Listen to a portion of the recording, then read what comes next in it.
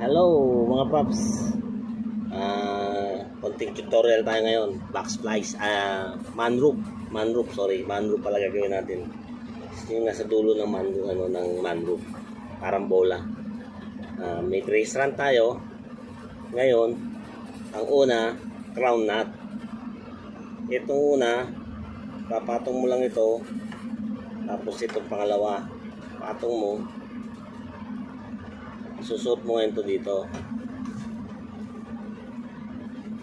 Dandahan hila hanggang sa tumisa. Hila. Yan. Ayan mga paps, puro na sa tasya, tatlo.